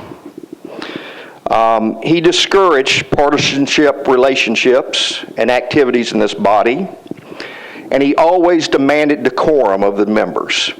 You might get away with something occasionally under Vice Mayor Scobie's leadership, but trust me, the next day you would hear about it, and you would strive never to do that same act again. His family, and I think this says a lot, and I'm going to conclude, and Tim and Walter and some of you guys and ladies have been around and knew Dave Scobie, but this legislation's been sitting in hold for several months as we waited an opportunity for Marilyn to be gone because she wanted me and anyone else that had questions, objections, comments to do so without her being here. And I think that says a lot about the type of person Dave Scobie was and the type of family that he raised. So this is a bill that I look back when I leave this body, that I'll look back with pride, and I think each of you all should, because he embodied the Metro Council. Councilman Garrett. Thank you, Madam Vice Mayor. I just want to thank Charlie for including me in on this. This was something that I really, Walter, whoever else was here during that time. The first meeting I was in when I came in here, let me tell you, David was a fun guy. He looked hard, and he ran this thing like he was sitting at an SEC as a referee. I mean, he might as well had the striped shirt on up there with you. But the first meeting I was in, I went out to get something to drink, and when you go in our cabinets up here, there wasn't any cups, wasn't any coffee cups, the little coffee cups. So they had the little plastic cups that you're in there so I went in and poured me a Coca-Cola and brought it out here. And of course, when I walked through this door and got about where Charlie is and looked up at him, of course, it looked like I'm sitting there holding a drink because it's got in that little wine cup. Well, all he did was turn and look at me, and I looked up at him, and it was all of a sudden I knew what he was talking about. I hightailed it out as hard as I could get to get a regular cup so it didn't look like I was drinking on the floor. He was fun. He would let you know how he felt about the situation afterwards.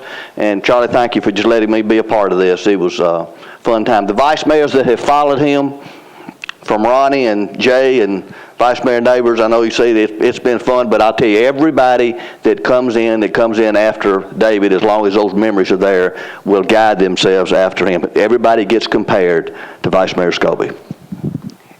Councilmember Langster. Thank you, Vice Mayor. I want to say a big thank you to Councilmember Charlie Taggart for including me on it. I had the privilege, ladies and gentlemen, of serving under Vice Mayor David Scobie. He was very firm with me. He was very fair, but he taught me parliamentary procedure, and he appointed me as chair of the very first committee I ever served on, and that was chair of Health and Hospital and Social Service, because I was an employee at Meharry Medical College in the Mental Health Center. And I want to say it was a good learning experience. It was fun, and he really enjoyed the job of being vice mayor. To him, it was about helping everyone, whatever constituent, whatever district you were in. He was there for you to give you the best advice and really to help you maneuver your legislation through, whether it was something easy, whether it was very cost prohibitive, or whether it was something that it was just plain good. I'm so glad that I had that opportunity to learn under Vice Mayor Scobie. And I think, who else was here? Councilman Frank Harrison, Councilman Charlie Taggart, Councilman Tim Garrett. Who else was here that's serving now? But anyway, was Rip here? No. But anyway, thank you, Charlie, for asking me. Thank you for including me on it. And if you didn't know him, you missed a real gentleman. Thank you. Councilman Stein. Vice Mayor Scobie, who I served under and then had an opportunity to mentor with early on in my tenure as Vice Mayor, was simply one of the toughest, fairest human beings on the face of the earth. And this man, with a few others, helped mold this community what it is today, and this is a very appropriate honor. Councilman McGuire, did you wish to speak? Yes, ma'am. I just wanted to clarify that Councilman Tiger says he has underwear that's older than me, and I usually tell him that it's time to change his underwear. Okay, all in favor of BL 2010-812, please say aye. Opposed, no. Motion passes. BL 2010-813 approves a construction agreement with CSX Transportation, Inc. Councilman Holland. Committee report. Councilmember Berry. Budget and Finance voted to approve 15-4, 0 against. Councilman Hodge. Public Works voted to approve 6-4, 0 against. Councilman Holland. Move approval. Have a motion and a second. All in favor, please say aye. Opposed, no. Motion passes. BL 2010-814 approves an agreement between the Department of Water and Sewage Services and Vanderbilt University for a pilot program to install wind and solar power generating facilities on Love's Circle Reservoir property. Councilmember Lalonde. Committee reports, please. Councilmember Berry. Budget and Finance voted to approve 15-4, 0 against. Councilmember Hodge. Public Works voted to approve 6-4, 0 against. Councilmember Lalonde. Yes, I'd like to move with a brief comment, please. Have a motion and a second. Go right ahead. Yes, this is a new endeavor that is being really led by our Water Services Director, Scott Potter, and I really wanted to commend him for his vision on this. This is a partnership between Vanderbilt and Water Services to install a small wind turbine for energy purposes and solar panels for energy purposes as well on Love Circle Reservoir. And it's the reason behind it is not necessarily that this original installation is going to provide a return on the investment for that. It is about figuring out a way to reduce the number 2 cost for the water department, which is electricity. It's $17 million a year. This is a $97,000 investment, and we get all of the engineering services and consulting services from Vanderbilt's mechanical engineering department for free, something that would cost us a lot of money if we were to hire a consultant. They're really looking ahead in the water department to figure out a way that we can be self-sustaining. Many of our plants, et cetera, are outdoors. There's a real potential for solar and wind to offset some of those costs and also to, of course, contribute to the bettering of our environment. I wanted to also say that this is something that we've talked about in a neighborhood meeting with Love Circle residents back in August.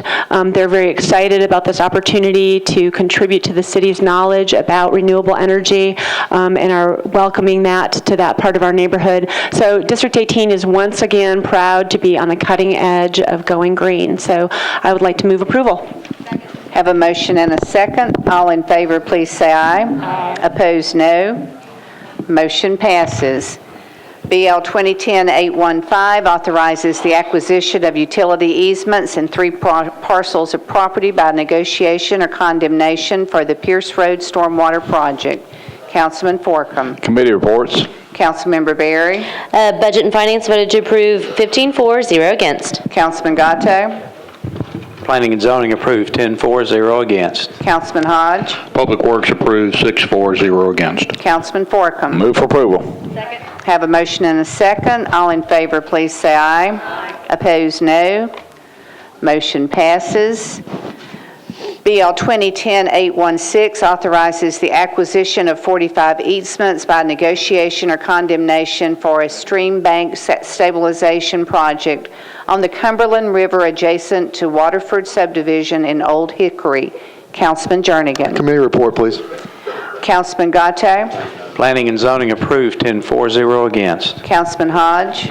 Public Works approved 6-4, 0 against. Councilman Berry. Budget and Finance voted to approve 15-4, 0 against. Councilman Jernigan. Move to approve with a brief comment.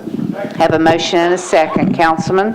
Thank you. I would like to take the opportunity to thank the administration for identifying a grant, applying for a grant, and ultimately receiving a grant from the Department of Agriculture, the Federal Department of Agriculture, for $5.4 million. And this ultimately will stabilize a bank on the Cumberland River where 43 homes we're literally looking at going into the Cumberland River. So what this ordinance does is gives us easements for going on that property, and hopefully starting in mid-January, we can make those mines rest assured that their houses are going to stay where they're at. So motion to approve. Thank you. All in favor, please say aye. Opposed, no. Motion passes. BL 2010-817 names the bridge on Old Harding Pike over the Harpeth River in honor and memory of Joseph and Bessie Formosa and Mary Jane McCormick. Councilman Tiger. Committee reports. Councilman Gatto. Planning and Zoning approved, 10-4-0 against. Councilman Hodge. Public Works voted to approve, 6-4-0 against. Councilman Tiger. I would move approval with a brief explanation. Have a motion and a second. Councilman. Thank you, and I appreciate Councilman Crafton allowing me to be a part of this bill. These three elderly citizens lived in River Plantation and were victims in the flood. They died in their home or nearby their home trying to escape the waters of the Harpeth River on that terrible day. And the family members have asked Councilman Crafton and I to consider this, and I think it's an appropriate remembrance of these family members, their contributions to the community, and the events of that day. Thank you. Councilman Crafton. Thank you, and I appreciate Councilman Tiger taking the lead on this. Councilman Jamison earlier brought out some good points, and I think that when the chips were down, even though we may have had political differences, I think everybody in this body pulled together, worked together, set political differences aside. We all helped each other and loved on each other, and I think that's very important.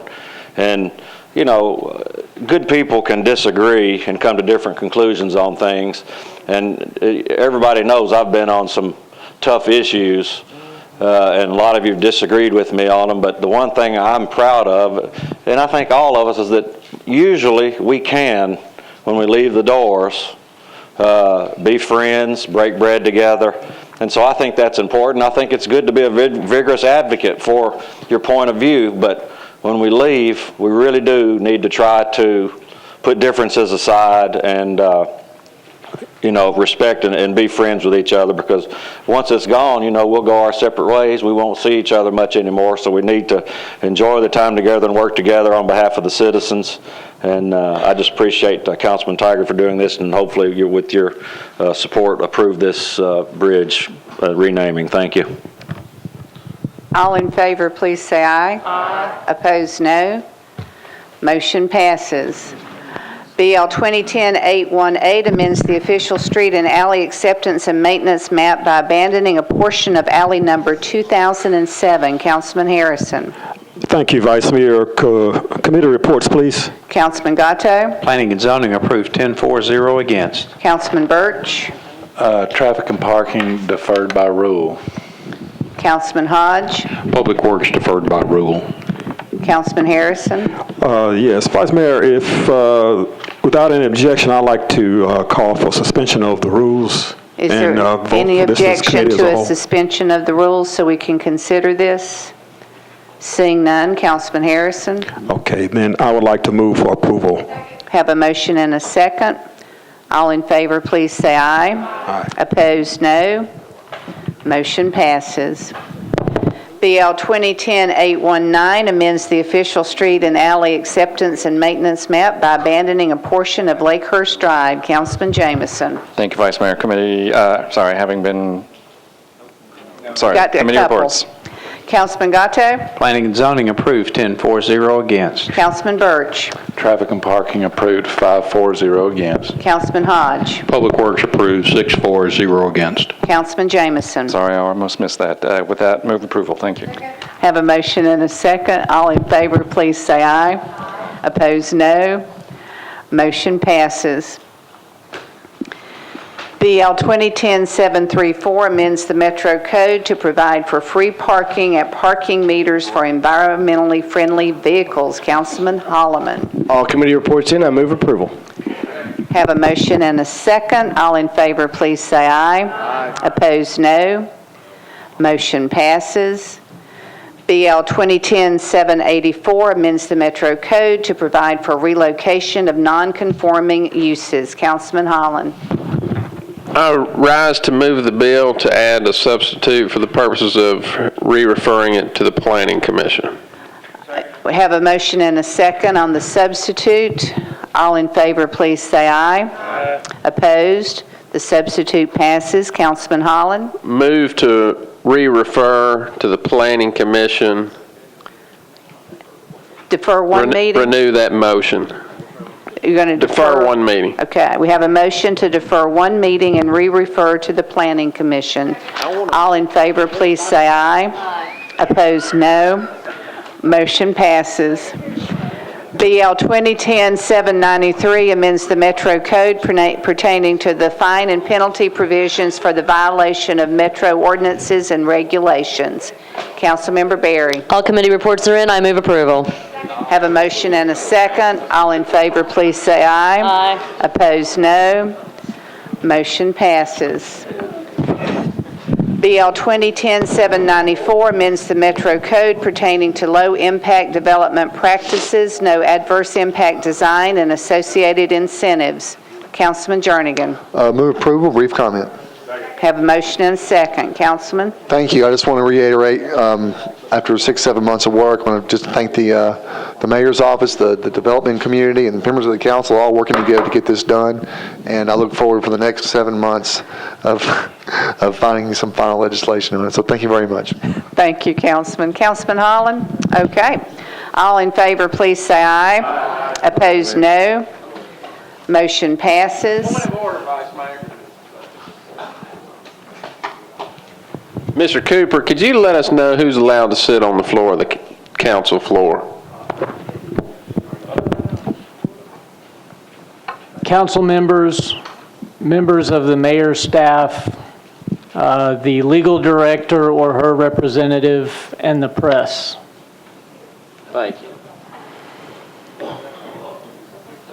BL 2010-796 approves an agreement between Metro Government and the CCBCC Operations LLC regarding the Recycle and Win Recycling Promotional Program. Councilmember Berry. Thank you, Vice Mayor. Although all committee reports are in, Councilmember Hodge and I did receive a request from Public Works that due to weather, they would like to defer this, so I would like to move for a one-meeting deferral. Have a motion and a second for a one-meeting deferral. Councilman Hodge. When we bring this back, we will have to ask for a suspension of the rules to amend the dates. Thank you. Thank you. All in favor of the deferral, please say aye. Aye. Opposed, no.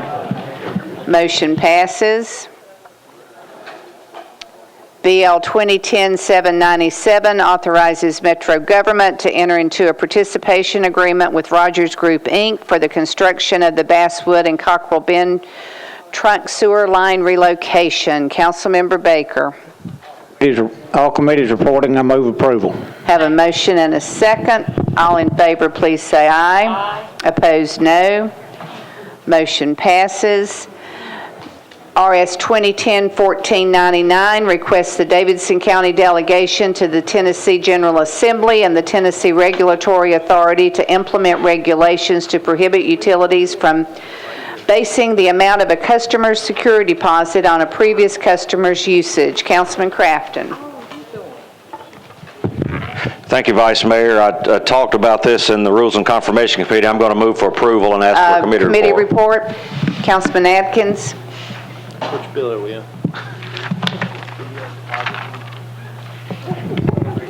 I believe this was approved 9-4-0 against. I got you. Thank you. Councilman Crafton. Thank you. Although I'm smiling and laughing a little bit, this is a very serious issue, and I hope, Marty, you'll take this to the mayor's office because it's very important and it affects a lot of us. A lady called me, a friend of mine, lives on North 2nd Street in East Nashville, and she said, "Hey, Eric, I just went into Piedmont Gas to try to get my gas turned on." She had just moved into a house, and she said, "Hey, you know, my deposit was almost $600. I said, "Your deposit was almost $600 just to get your gas turned on?" She says, "Yeah, they based it on how much gas the last person used the last 2 months. They picked the highest 2 months." And so now she's in a home with space heaters that probably cost a whole lot more than an efficient HVAC system, all because she can't afford the $600 deposit. And I would dare say this covers 90% of people that live in this town. Couldn't come up with $600 just off right out of their budget. And maybe in this council, I'll put myself in that. But you know, it's something that we need to address, and the way Mr. Cooper said we needed to get this started was to ask them to do this, and we may need to expand this to ask the Tennessee or the Davidson County delegation to get involved with the regulatory authority, but something needs to be done. Maybe it needs to be just 1 month, but if I have my thermostat on 62, and the previous person keeps their thermostat on 72, obviously they're going to have a much higher bill regardless of what kind of custodian or how efficient I want to be. And it's not fair to the people at the lowest end of the rung who are just trying to make it and stay warm to come up with these kind of deposits. It's ridiculous, and I hope you'll all join me in asking the mayor's office to interplead on our behalf and get this done. It's ridiculous. Councilmember Langster? I'm sorry, Councilman Crafton, they said you didn't make a motion. I made a motion to approve. I asked for the committee report. Okay, we have a motion and a second. I got to make Atkins stand up and approve something that I did, so. Councilmember Wilhoit? Vice Mayor, I'd like the record show that I'm recusing my vote on this legislation. So noted. All in favor, please say aye. Aye. Opposed, no. Motion to adjourn. All in favor? Okay.